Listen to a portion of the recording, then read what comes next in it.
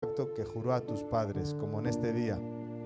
Mas si llegares a olvidarte del Señor tu Dios, y anduvieres en pos de dioses ajenos, y les sirvieres y a ellos te inclinares, yo lo afirmo hoy contra vosotros, que de cierto pereceréis, como las naciones que Dios destruirá delante de vosotros, así pereceréis por cuanto no habréis atendido a la voz del Señor vuestro Dios. No te olvides de que toda buena dádiva, todo don perfecto, todo regalo viene de Dios, que eres el que te sostiene. Señor, te damos gracias en esta mañana porque poner los ojos en ti no solamente nos hace bien, sino que nos sitúa, nos recuerda que tú eres el proveedor, tú eres el dador de la vida, eres el que nos sostiene. Y en esta mañana estamos aquí para responder, para adorarte, para agradecerte, Señor, para darte a ti el lugar que te corresponde, el lugar número uno en nuestras vidas, en esta iglesia, Señor. Y esperamos que en esta adoración, Señor, queremos adorarte, queremos concentrarnos en ti, queremos escuchar tu palabra sabiendo que viene de ti, que es tu guía, tu dirección para cada uno de nosotros, Señor. Gracias porque tú eres Dios, eres bueno, Señor, y no queremos olvidarlo, que todo lo que tenemos es gracias a ti. En el nombre de Jesús. Amén.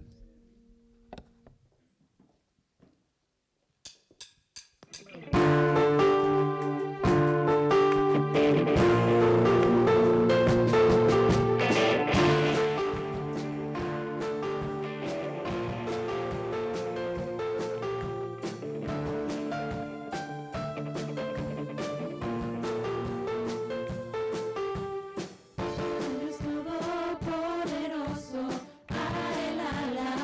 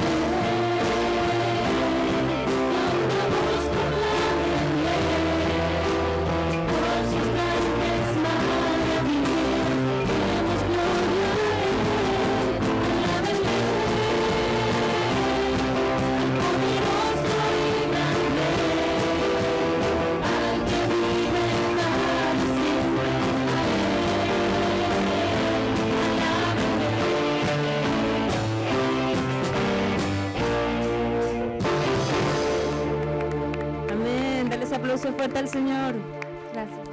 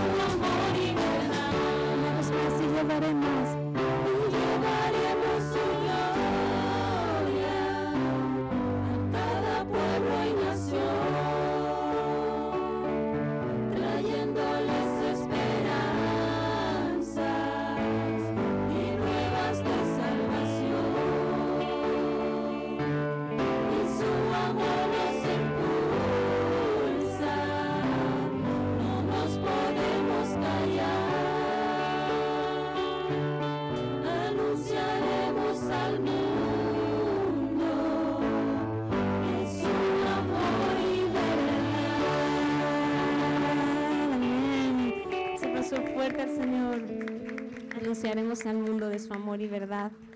Padre, te damos gracias, Señor, porque estás en medio de nosotros hoy, porque te podemos cantar con libertad, adorarte, alabarte, Señor, y es a lo que hemos venido. Y hoy te rogamos que tú permitas, Señor, que podamos hoy abrir los ojos, abrir el corazón a lo que tú tienes para nosotros hoy, Señor.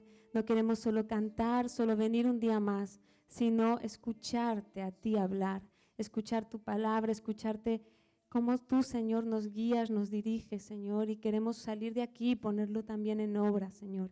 Gracias porque podemos cantar y podemos decir hoy que creemos en ti, que creemos en la obra que tú estás haciendo cada día y que has prometido seguir haciendo. hasta que vuelvas a por nosotros, Señor. Y gracias te damos. Creemos en ti y creemos en tu obra. Y te damos toda la gloria solamente a ti. Por siempre la gloria solamente a ti. Te adoramos, Jesús.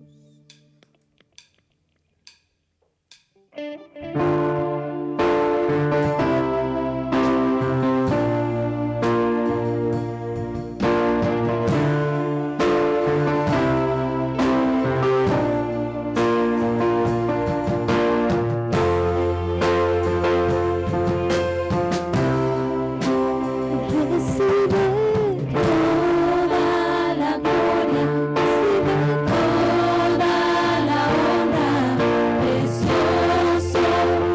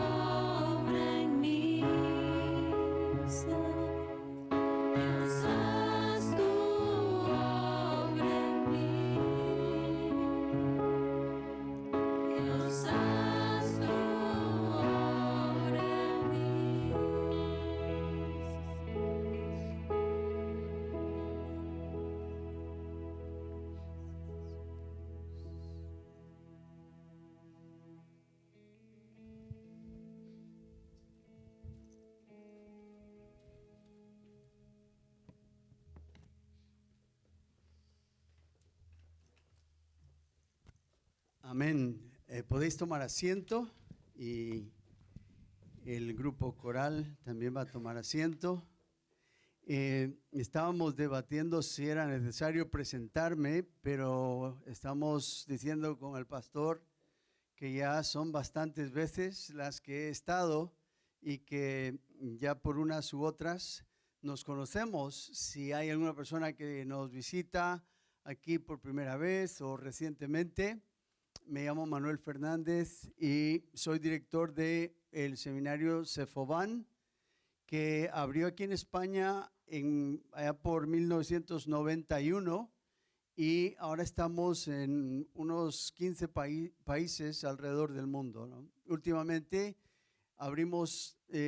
lanzamos 300 nuevas iglesias en Venezuela hace más o menos un mes o 5 semanas, ¿no?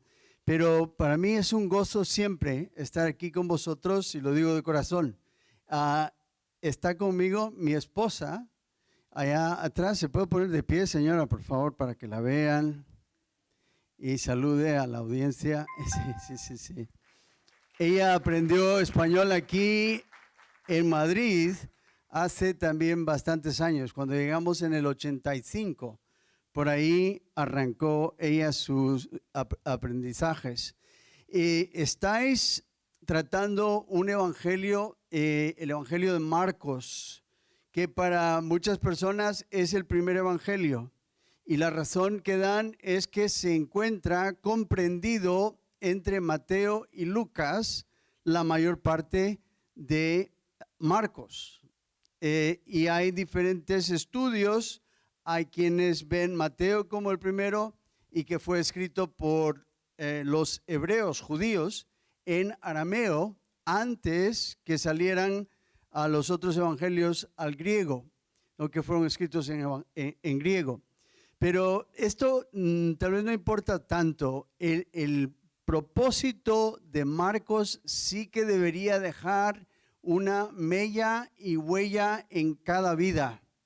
Cada uno de nosotros que haya estado estudiando Marcos debería de saber que este es el evangelio del siervo. Este presenta a Cristo como el siervo, como el versículo clave de este libro está aún por llegar, es el 10:43 al 45, específicamente el 45, donde dice Jesucristo, porque ni aún el Hijo del Hombre, que es un título que él se otorga a sí mismo en Marcos, y el propósito es para darse a conocer como el Dios hombre que se menciona en las profecías de Daniel, que hablan acerca de su venida. Entonces, el que Cristo dijera, yo soy el Hijo del Hombre, no quiere decir que él estaba negando su deidad, sino más bien afirmando que él era Dios encarnado y que él tenía y tiene el poder de Dios en su persona. Entonces, potente, porque a la vez, fijaos, en Marcos dice que no vino para ser servido, sino para servir y para dar su vida como rescate por muchos. Entonces, la pregunta es, ¿qué deberíamos aprender cuando estudiamos Marcos? Una palabrita, servir. Deberíamos aprender a servirnos los unos a los otros, a usar nuestros dones, a ponernos en movimiento. Otra cosa que se dice de Marcos es que es el evangelio de acción. Empieza y parece que no para respirar. Si leéis el capítulo 1, que es larguísimo, empezáis a decir, y tal cosa, e inmediatamente, el kai, que es el i en griego, y el inmediatamente aparecen como las dos grandes palabras favoritas de Marcos, que era siervo del apóstol Pedro, y se cree que por sanción de Pedro, él escribe con la autoridad apostólica este evangelio de San Marcos. pero la clave es que él mismo era un siervo. Por eso es que no veis genealogía en el Evangelio según San Marcos. Porque un siervo, no importa de dónde vino, usted póngase a trabajar. ¿Entendéis la cuestión? Entonces, amada familia, si no estás pensando en el servicio cristiano porque estás aprendiendo de Marcos, se te está pasando de un oído otra vez hacia el otro. Pero no estás captando, te tienes que quedar con el hecho de que porque estás viendo que él mismo vino no para ser servido, sino para servir y presentar su vida como rescate por muchos, así también nosotros debemos estar pendientes. ¿Qué es el don? ¿Cuál es el don que Dios me dio a mí? ¿Y cómo quiere Él que yo lo desempeñe en la iglesia?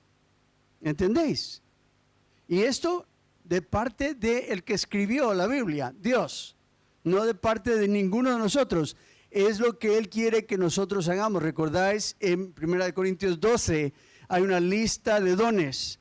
En Romanos capítulo 12 hay una lista de dones. En Efesios capítulo 4 hay una lista de dones, etcétera. Y dice que cada uno de nosotros debe de aprender para qué me puso el Señor aquí y qué es lo que Él quiere que yo haga. ¿Entendéis? Así crece una iglesia.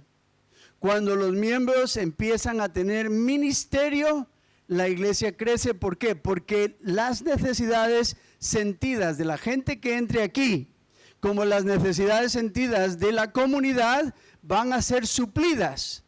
Y las fuentes del crecimiento son necesidades sentidas que están siendo suplidas.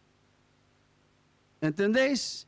Entonces, según cada uno, tengo un amigo que ha estado aquí con vosotros, David Seifert, y él es un señor ya un poquito mayor que yo, porque yo también soy un poco mayor, pero el tema es, él ha estado aquí y yo le he traducido, y este hermano tomó una iglesia de 70 miembros y descubrió cuál era el don de cada uno de los hermanos, y él diseñó un ministerio para cada uno de los hermanos, los 70. Y la iglesia explotó. De 70 llegó a 4.500 y después a 5.000 miembros. ¿Entendéis la cuestión? Y no se trata simplemente de crecer para inflar el ego de una persona, del pastor o de uno de los miembros o lo que fuera, sino se trata de crecer para alcanzar a personas que están vagando por la vida sin rumbo, sin salvación, sin conocer al Señor. ¿Entendéis la cuestión? El Evangelio, según San Marcos, es el Evangelio de acción.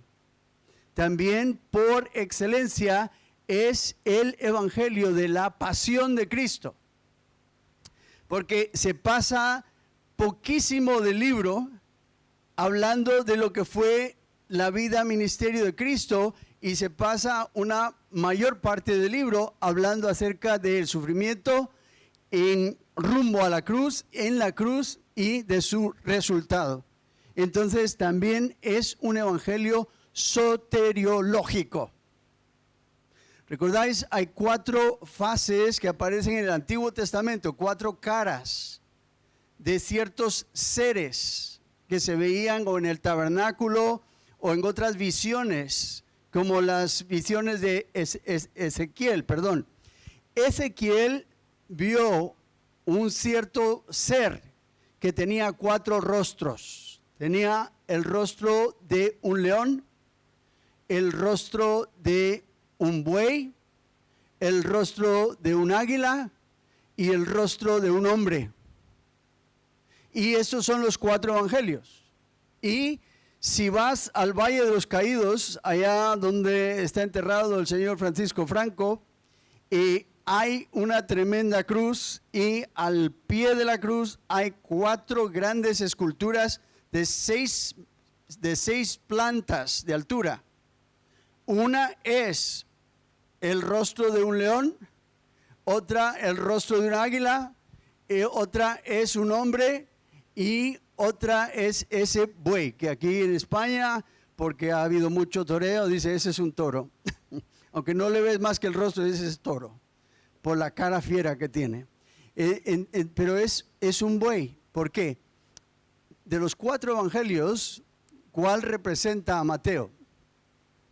El león, perfecto. Él es el rey. Y como rey pone el símbolo de león. Entonces, ¿quién representa a Juan? ¿Cuál de los rostros? Me salté Lucas y Marcos. Juan es el águila, símbolo de los cielos, símbolo de Dios. ¿No? Y lo que está diciendo es que en el principio ya estaba el verbo. Ese verbo estaba con Dios y ese verbo era Dios. Pero el era es como dice, ya era. Siempre ha sido, siempre fue, siempre será Dios. Y se representa con el águila. Entonces, Lucas, ¿cómo se representa a Cristo en Lucas? Como el hombre perfecto.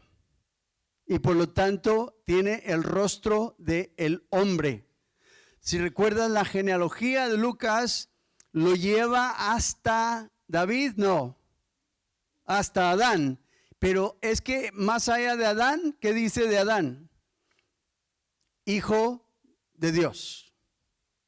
Y entonces, desde Adán, este que es hijo de Dios, viene a manifestarse como Dios hombre entre nosotros. Lucas. Y Marcos, el buey, una bestia de carga, un siervo. ¿Entendéis la cuestión? Fíjate el impacto que Marcos debería estar teniendo entre nosotros.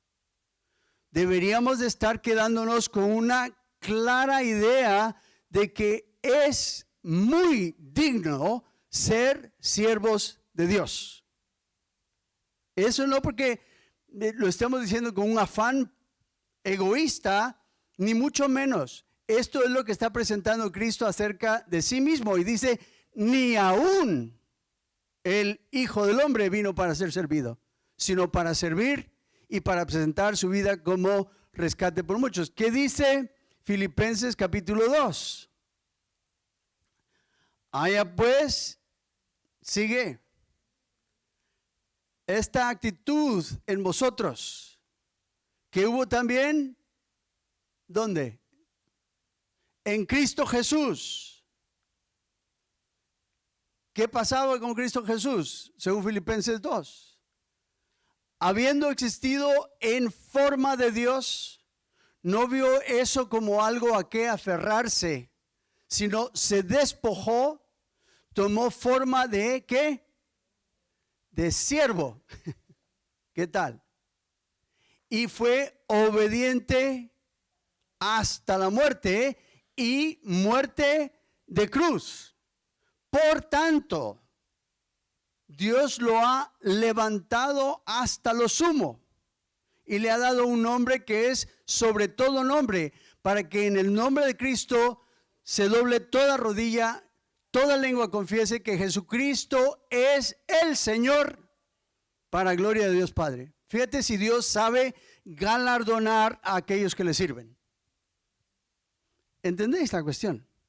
Para mí es un tesoro y riqueza entender estas cosas y vivir un cristianismo informado de estas cosas. Esto es lo que el Señor quiere que haya en cada uno de nosotros. Lo dice el apóstol, haya pues en vosotros esta misma actitud que hubo en Cristo Jesús, que no vino para ser servido, sino para servir, y fue obediente hasta la muerte, muerte de cruz. Y por tanto, Dios le ha galardonado por encima de todos los demás.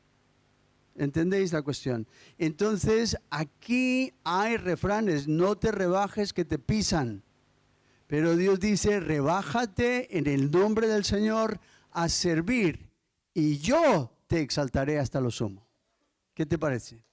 Eso es lo que Dios está diciendo y eso es lo que deberíamos nosotros de estar captando y más importantemente es lo que debería de calificar nuestra vida. Fíjate una cosa, había en una iglesia de unos 30,000 miembros allá en Illinois, una iglesia le llaman de buscadores. El pastor era un hombre muy conocido que escribió libros y tal, pero no viene al caso tanto su nombre y su iglesia. La manera en que él habló con la gente en una ocasión que yo estaba ahí es, como tenemos 30,000 personas, la escuela dominical tiene decenas de miles de niños. Y necesitamos, no es que necesitemos 120 maestros de escuela dominical, es que nos faltan 120. De todos los que ya tenemos, todavía nos faltan 120 más. Y dijo, esta es la primera vez que yo voy a predicar sobre el servicio cristiano. Y es la primera vez en mi vida que no sé cuánto va a durar una serie, porque él sabe que va a hablar 4 mensajes sobre ser un buen padre y 6 sobre la relación marido-mujer y 8 sobre otro tema acerca de Romanos, etc. Él sabe durante todo el año qué va a predicar desde antes de que empiece el año. Él ya sabe hasta el último mensaje del año. Lo único que cambia un mensaje es una crisis nacional en Estados Unidos. Pero él dijo, esta es la primera vez que voy a predicar una serie y no sé cuánto tiempo va a durar. Porque tenemos 120 plazas donde servir como maestros de escuela dominical. Y yo prometo no dejar la serie hasta que las 120 plazas sean ocupadas. ¿Qué te parece? Se llama predicación direccional. Predicamos en la dirección a donde tenemos que llegar. ¿Entendéis la cuestión? Marcos, hayamos captado o no, es el evangelio del siervo y nos enseña a servir, así como el mismo Hijo de Dios no vino para ser servido, sino para servirnos y presentar su vida por rescate nuestro. Y por todos murió, dice 2 Corintios capítulo 5, para que los que viven, ¿qué? No oigo. Ya no vivan para sí, sino para ¿quién? Para aquel que por nosotros murió y resucitó. Fíjate el equilibrio de la vida cristiana. ¿Os dais cuenta de la cuestión? Todo esto está ahí. Ahora, eso es para que de verdad nos pongamos más en contacto con qué es lo que se pretende que aprendamos cuando estudiamos Marcos. Porque muchas veces vemos una lección y vemos otra lección y vemos otra lección y nos perdemos el panorama porque nos estamos fijando en lecciones individuales, ¿entendéis? Y Dios quiere que nosotros llevemos el impacto, que seamos una iglesia siervo, para que la comunidad sienta el impacto del cristianismo, para que los vecinos sientan el impacto del cristianismo. Esta idea viene de Dios. Ese mismo pasaje que nos dice que uno murió por todos, luego todos murieron. Dice, esto proviene de Dios, que está involucrado en el misterio de reconciliación. Versículo 18 y versículo 19. ¿Entendéis? 2 Corintios capítulo 5, 18 y 19. Y lo de que uno murió por todos, luego todos murieron, está en el 14. Y en el 17, si una persona está en Cristo, nueva criatura es, las cosas viejas pasaron, aquí todas son hechas nuevas. 18, esto es idea de Dios. Y Él quiere, habiéndonos reconciliado en Cristo, ahora nos ha encomendado a nosotros la obra de la reconciliación. La iglesia es la única agencia de redención divina, la única manera en que te salvas, porque no hay otro nombre dado a los hombres debajo de los cielos por medio del cual debamos ser salvos, es a través de Cristo, y la iglesia lleva el mensaje de Cristo. ¿Entendéis esto? Esto es la vida cristiana. Y lo que Cristo está enseñando aquí en el capítulo 9, a donde hemos llegado, es acerca del discipulado, de cómo ser auténticos discípulos de Cristo. ¿Entendéis? Él ha ya culminado 2 etapas en Galilea.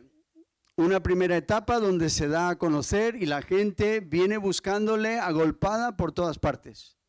Y una segunda etapa donde él claramente asevera quién es, demuestra que él es Dios en la transfiguración y baja de ahí y hace ciertos milagros más allá de la transfiguración y les enseña en la barca a cuidarse de ciertas cosas y a captar lecciones que ya les había enseñado, pero que aún no habían captado, como la multiplicación de panes y peces para 5,000 y después para 4,000. Pero cuando llegan a la barca, el capítulo 8 que acabáis de ver, no habían traído pan. Y están angustiados y echándose la culpa unos a otros porque no trajeron pan. Y Cristo dice, ¿por qué os estáis machacando que no trajisteis pan? Cuando di de comer a 5,000, ¿cuántas cestas llenas de pan recogisteis? De los desperdicios, como quien dice. ¿Cuántas? 12. Fíjate, ya casi para discípulos aquí. Y cuando di de comer a 4,000, ¿cuántas cestas llenas de sobrantes recogisteis? 7. Perfecto. Dice, pero ¿por qué entonces te preocupas de cómo vas a llegar a fin de mes? Otro tema. ¿Entendéis la cuestión? Pero para él es el mismo tema. Confías en mí. Yo siempre te llevo a fin de mes. Sí o sí. ¿Entendéis esto? Entonces ahora él ha entrado, después de estas 2 etapas del ministerio de Galilea, él empieza su viaje. ¿Hacia dónde? A Jerusalén.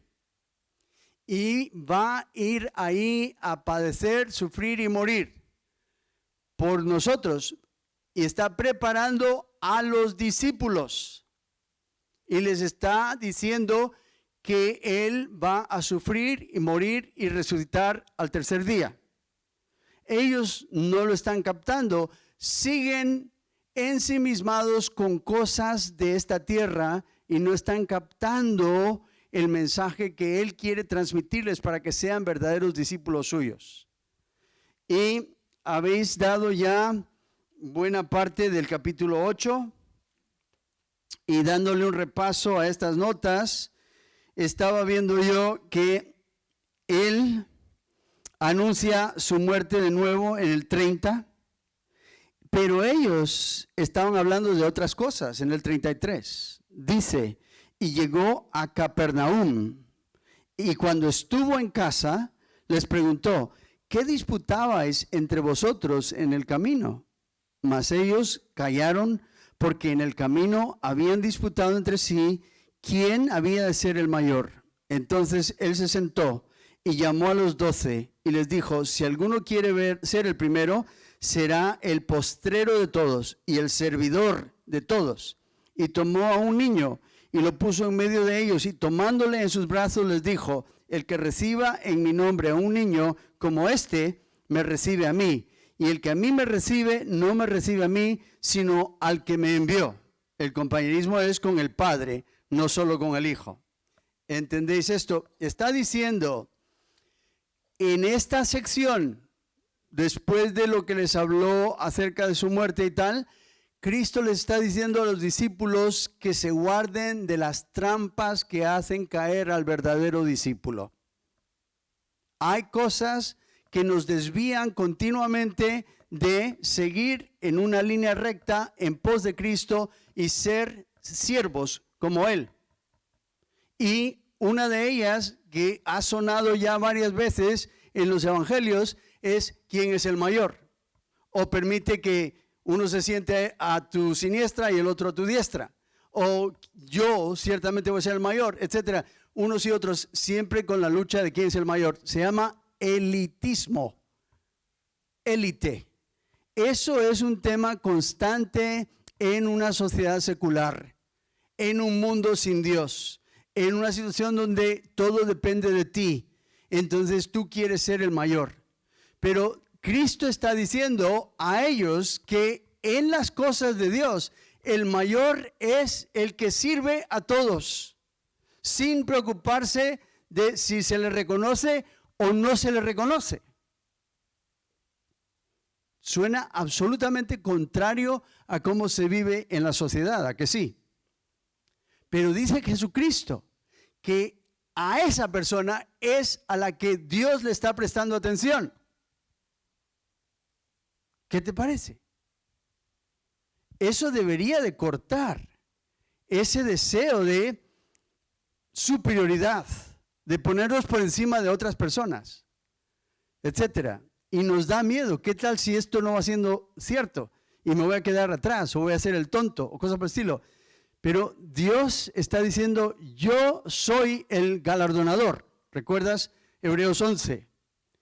Dice que el que viene a Dios es necesario que crea que Él está ahí y que es ¿qué? Galardonador de aquellos que diligentemente le buscan. Y eso es lo que hace que funcione tu fe. Si nosotros vamos un momentito al Salmo 138. Y voy ahí porque a veces se me mueve, si no lo cito de memoria, pero a veces me lo cambian. Dice el versículo 6, Salmo 138, 6, porque Yahvé es excelso y atiende al humilde, mas al altivo, ¿qué? Mira de lejos. Esto es una traducción, pero en hebreo es un juego de palabras. En hebreo, este Salmo 138, 6 dice, aunque Dios está en las alturas, mira al que está en las honduras. ¿Hay hondureños aquí? Bendito el Señor que os ve en Honduras. ¿Qué te parece? Ve a los que están en las honduras, pero al altivo, el que está en las alturas, al altivo mira cómo, de lejos. Yo le llamo el astigmatismo divino. Fíjate, yo tengo mi propio astigmatismo. Si no me pongo estas gafas, no puedo ver bien la letra. Para poder ver la letra sin gafas tendría que ponerme más y más lejos y entonces empiezo a distinguir. Mira, Salmo 142. Pero si me acerco así, son hormigas que se mueven todas al mismo tiempo. Dice que Dios, aunque está en las alturas, mira a los de Honduras. No solo, fíjate, van a decir, nosotros somos superiores porque Dios nos está viendo. Y volvemos a la pescadilla que se muere en la cola. No. El que quiera que Dios se fije en él, póngase a servir. Eso es lo que está diciendo. Y si nosotros servimos, Dios está con nosotros. Y aquel que vino no para ser servido, sino para servir, Él está con nosotros. Y el que sirva a más es la persona que tendrá mayor galardón, según las operaciones de Dios. Y es que no se les quitaba a los discípulos. Y muchas veces a nosotros no se nos quita. Y en el momento que aparezcan otros que tengan la misma mentalidad de los alrededores, también nos cambia el chip a nosotros. Si quieres por esas, pues yo también. Porque yo no me voy a rebajar si tú no te vas a rebajar y tal. No, dice que estamos en el diálogo con Dios. Y Dios es el que nos mira cuando nosotros nos ponemos ahí abajo. ¿Entendéis estas cosas? Muchas veces cuando quieres que alguien te mire, te pones a tiro o en la línea de visión de la persona. Pero aquí tiene que ver con la posición y dice que Dios se fija en el que está, a pesar de que Él está en las alturas, no ve al altivo, sino ve al de Honduras. ¿Entiendes? Y entonces esto es uno de los grandes temas y nosotros podríamos darle mucha cuerda, pero el propósito esta mañana es solamente darnos cuenta de que aquí se podrían hacer estudios acerca de la humildad. Se podría hacer estudios acerca del orgullo y lo pésimo que es para arruinar nuestra relación con el Señor, nuestra relación con los hermanos, porque solo por orgullo viene ¿qué? La contienda. Pleiteamos cuando hay orgullo. Entonces nosotros debemos de buscar la humildad. ¿Por qué es que Pablo dice en Filipenses 2, haya pues esta actitud en vosotros que hubo en Cristo Jesús? Porque había pleito entre dos hermanas y había pleito entre hermanos ahí en Filipenses. Y él dice, no nos está hablando de que Jesucristo o cristología, porque se usa ese pasaje de de Filipenses 2:9 para hablar acerca de la realidad de Cristo antes de encarnarse, durante su encarnación y después de su resurrección y restitución al cielo.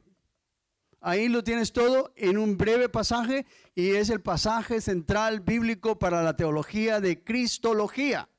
Pero ese no fue el propósito original con el cual lo dio Pablo. Pablo solo está diciendo, mira, por favor, pórtate como Cristo. Él fue Dios y Él se humilló y vino no para ser servido, sino para servir y fue obediente hasta la muerte y muerte de cruz. Vale, dejo de darle vuelta a la cuestión, pero espero que aterrice en el corazón. Fíjate otro tema del que nos está hablando aquí a discípulos. Dice, después de lo que leíamos en el 38, Juan le respondió diciendo, maestro, hemos visto a uno que en tu nombre echaba fuera demonios, pero él no nos sigue y se lo prohibimos porque no nos seguía. Pero Jesús dijo, no se lo prohibáis, porque ninguno hay que haga milagro en mi nombre que luego pueda decir mal de mí.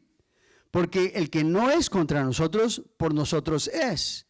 Y cualquiera que os diere un vaso de agua en mi nombre, porque sois de Cristo, de cierto os digo que no perderá su recompensa. ¿De qué está hablando en este lugar? Recuerda que el pasaje en general está hablando acerca de las trampas que nos desvían o nos hacen ineficaces en el discipulado. La primera es el elitismo o el orgullo, de las que estamos tocando esta mañana. Y la segunda es el sectarismo. Yo vengo de la iglesia de Don Roque, pues yo la de Don Pancho.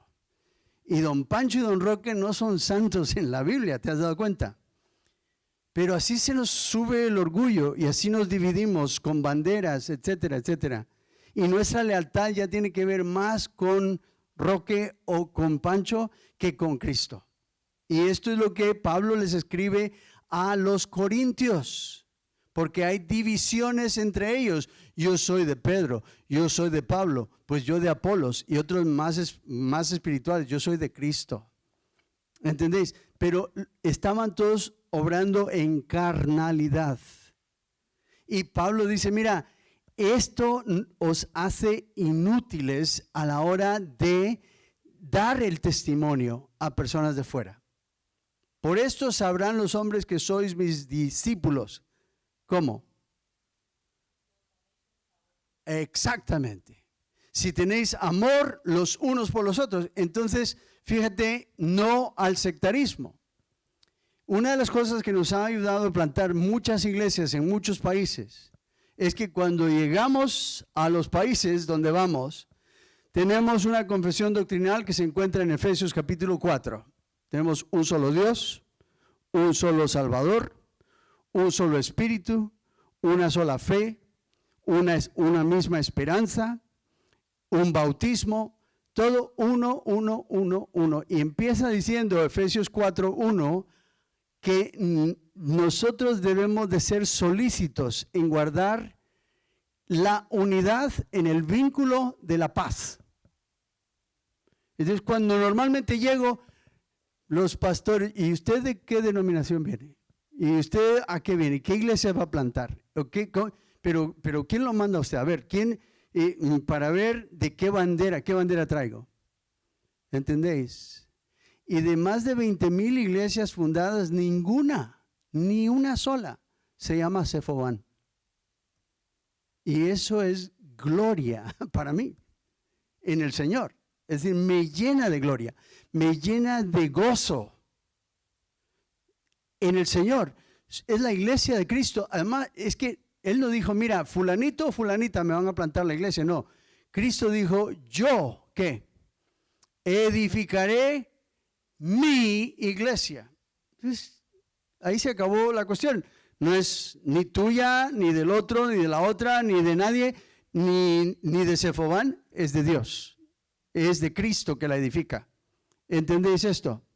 Entonces, ese sectarismo nos previene de unirnos y tener una voz sólida de cara a una España secular, o Europa secular, o un mundo secular. Y es necesario para ser eficaces en nuestro discipulado que nosotros digamos no al sectarismo y que nosotros estemos por la comunión del 1. Si todo lo que tenemos se reduce a uno, no tiene lógica que nosotros andemos divididos en partes. ¿Entendéis la cuestión?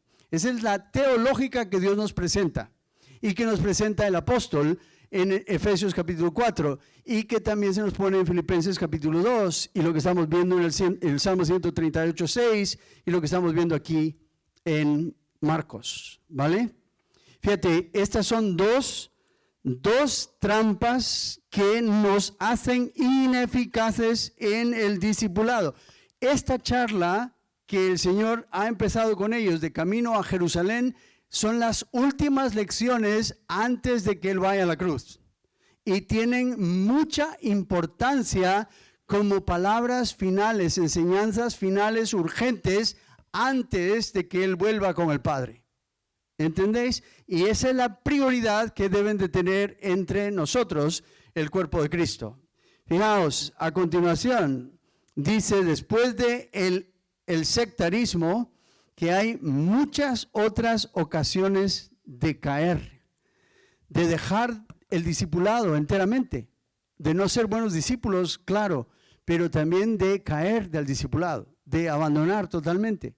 Y dice que nosotros debemos ser conscientes y constantes vigilando para no desviarnos de nuestro discipulado y para no abandonar a aquel que nos llamó para ser sus discípulos y que seamos eficaces en el servicio que Él quiere que nosotros hagamos en su nombre. Y aquí nos está diciendo ahora cosas bastante fuertes. Cualquiera que haga tropezar, 42, a uno de estos pequeñitos que creen en mí, mejor le fuera si se le atase una piedra de molino al cuello y se le arrojase en el mar. Si tu mano te fuere ocasión de caer, córtala. Mejor te es entrar en la vida manco que teniendo dos manos ir al infierno, al fuego que no puede ser apagado, donde el gusano de ellos no muere y el fuego nunca se apaga. Fíjate que está hablando de cosas que nosotros vemos que nos pueden hacer ineficaces y cosas que nosotros hacemos con la mano que nos pueden hacer ineficaces o nos pueden hacer abandonar el discipulado enteramente. O si una persona no conoce a Cristo, dice que a esta persona la puede llevar directo al mismo infierno. Cuando Él dice que sean echados a este lugar que está siempre con fuego y donde el gusano no muere, etcétera, se llama Gehinnom o el valle de Hinnom. Está al sur de Jerusalén. Todavía, el día de hoy, está el valle. Ahora ya no lo usan como el basurero que era, pero era un lugar de basuras. Y como no había manera de hacerlas desaparecer, estaba quemándolo continuamente, pero no lo apagaban nunca. Y parecía que se apagaba y de repente venía un viento y se volvía a encender la llama. Y siempre había llama. Y siempre había gusanos, como cuando hay comida que se pudre y los gusanos ahí parece que se multiplican de la nada ahí mismo en estos basureros. Dice que una persona que se desvía es esa clase de persona que puede ser llevada incluso a Gehenna o Gehinom. ¿Entendéis esto? Más fuerte todavía. Una persona muy próxima a nuestra familia. Esta semana pasada se descubre, tiene una adicción a la pornografía por internet. Se había preparado para el ministerio 4 años en un seminario de gran fama.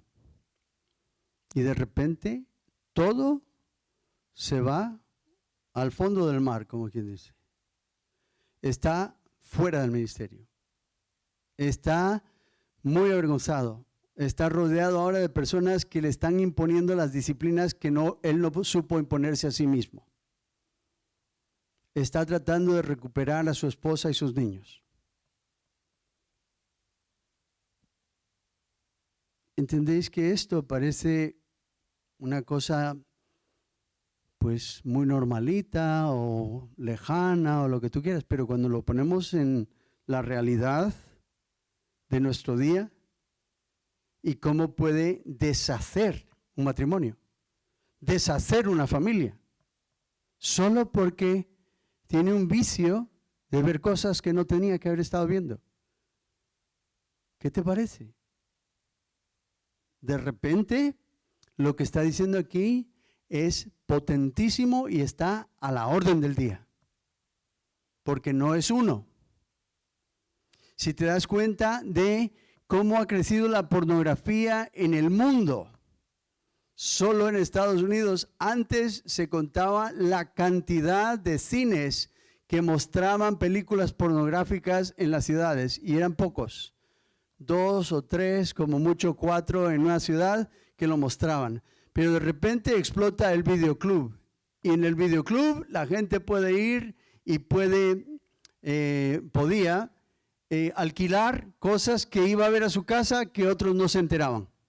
Y lo hacía en su casa. Ahora no tiene ni que ir al club. Desde su ordenador puede hacer cosas que van a destruir su vida. Y según él, nadie le ve. Y de repente, todos le ven. Otro amigo que pensaba que era muy astuto, que hacía las cosas a escurridillas, etcétera, etcétera, sale su nombre en la portada del periódico de toda su ciudad, delatándole por los delitos y pecados cometidos. Hace unos 5 años, en otra ciudad, donde esta persona hacía las cosas totalmente en privado, desde su ordenador, etcétera, cuando fue a encontrarse con una chica, era la policía la que vino a encontrarse con él. Y salió su nombre por toda la ciudad como una persona que estaba manchada por promocionar el trato de mujeres. Parece una cosa que no tiene mayor consecuencia cuando lo leemos aquí, pero cuando lo traemos a nuestro día y vemos las consecuencias de lo que está diciendo, de repente la Biblia es un león y está rugiendo, que tenemos que tener cuidado con las cosas que nos está diciendo, porque sí que destruyen años de trabajo, años de logros en una vida, matrimonios, hijos y todo lo que tú quieras. ¿Entendéis la cuestión? Ya no solo te sacan del ministerio, te sacan de los lugares donde hayas llegado, etcétera, porque te ponen por los suelos y te ponen a la vista de todos como una persona podrida. Pero el que no tiene esa relación con Dios, peor todavía, va en un desfile hacia Gehenna, según lo que nos está diciendo el texto. ¿Entendéis la cuestión? Solo terminando el pasaje, porque toca avanzar la próxima semana. Dice, donde el gusano de ellos no muere, versículo 46, y el fuego nunca se apaga.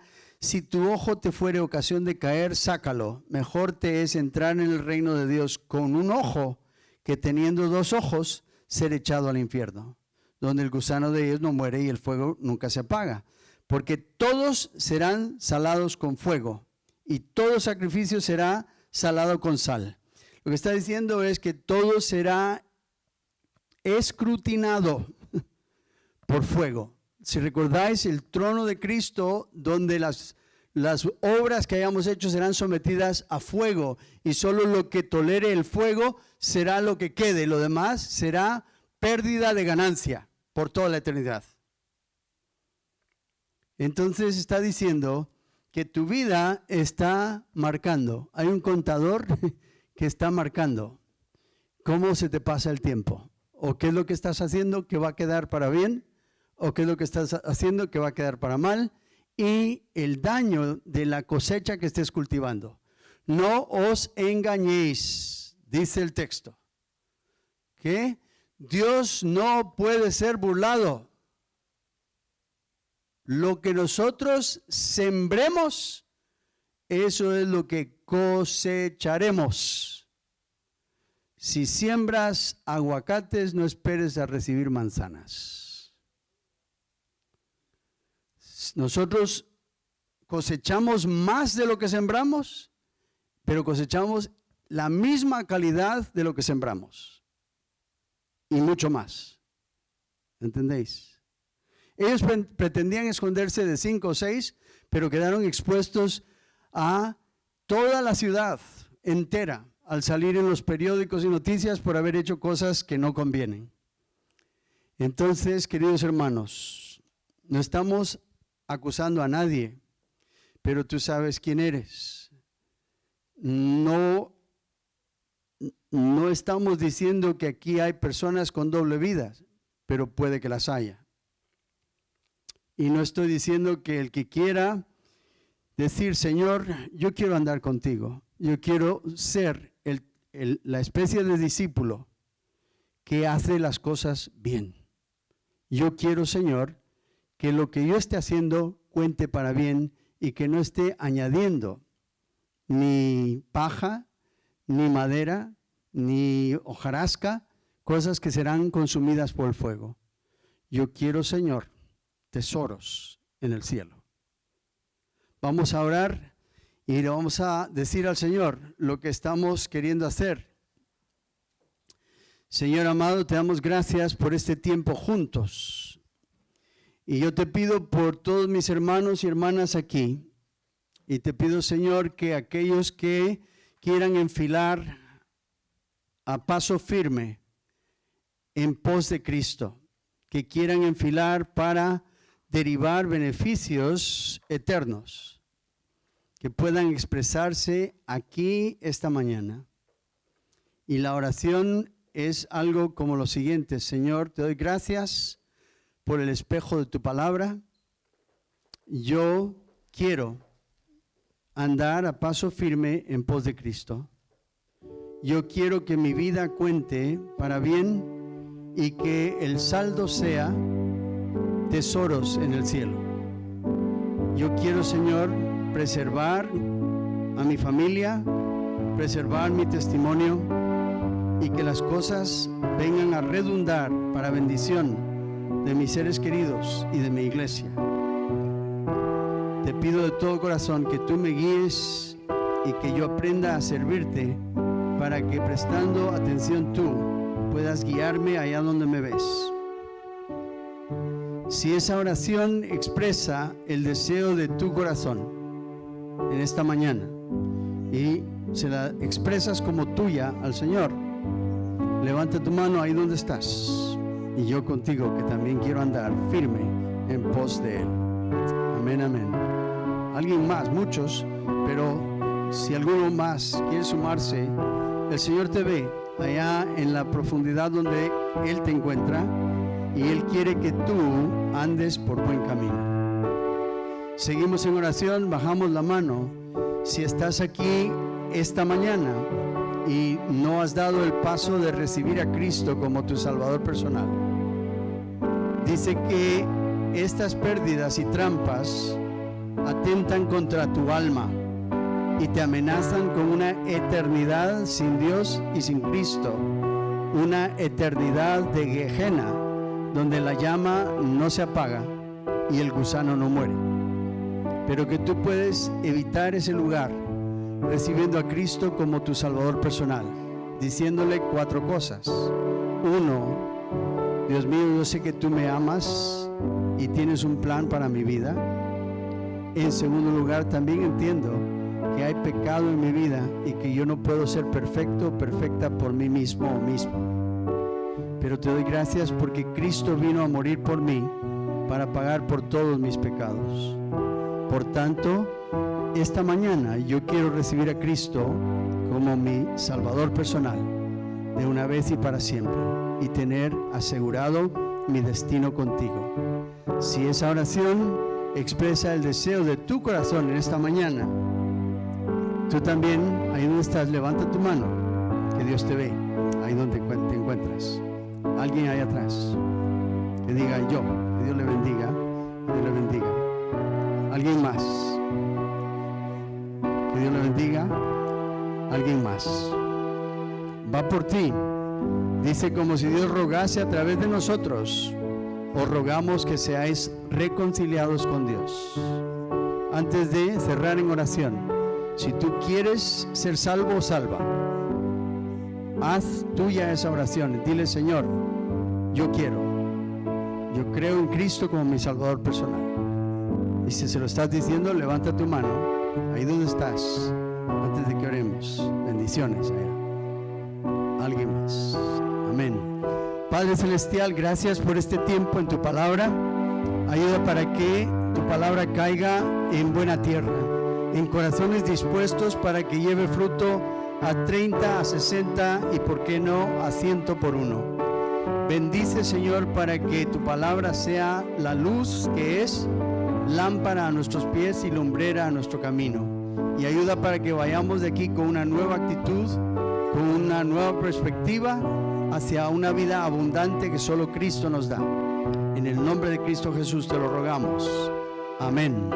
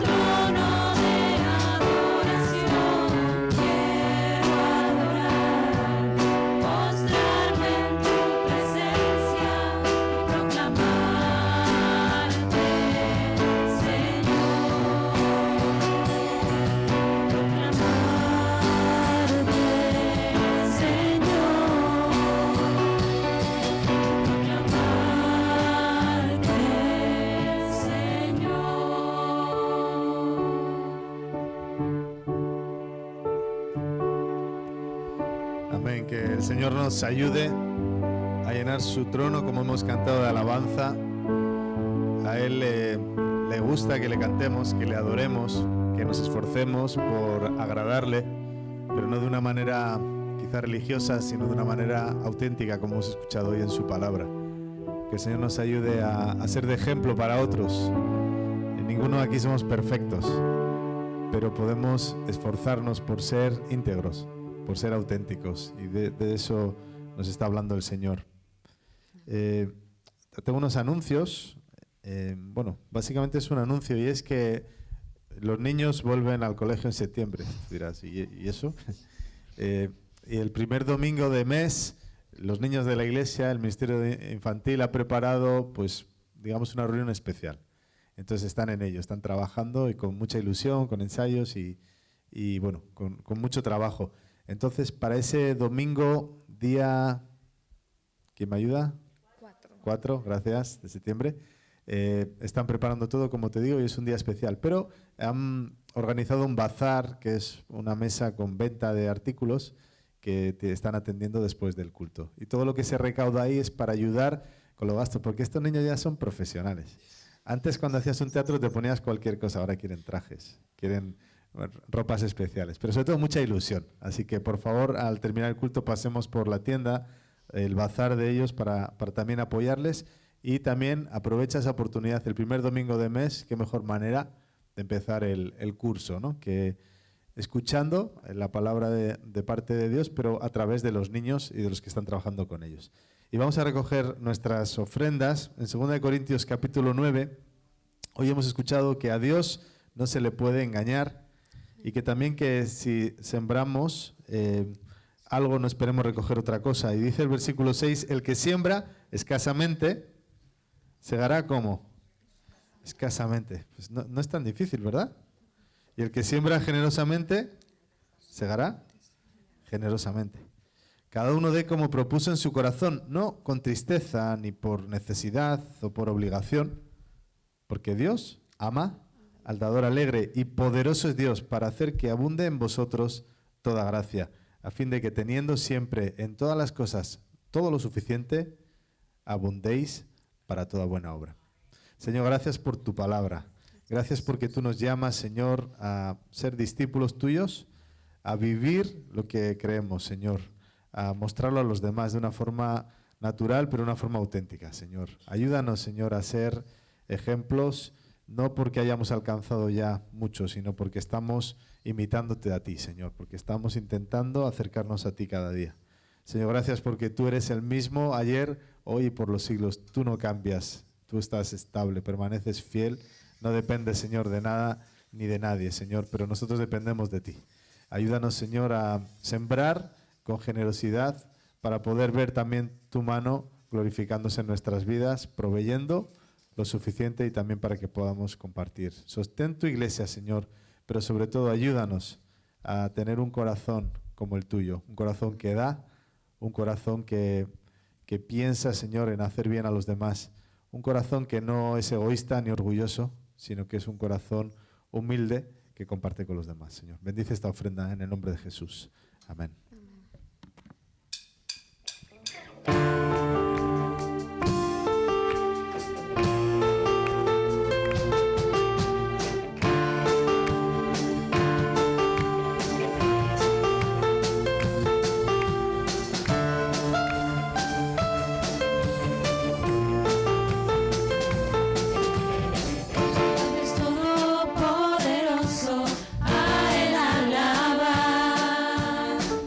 Al creador de cielo y tierra,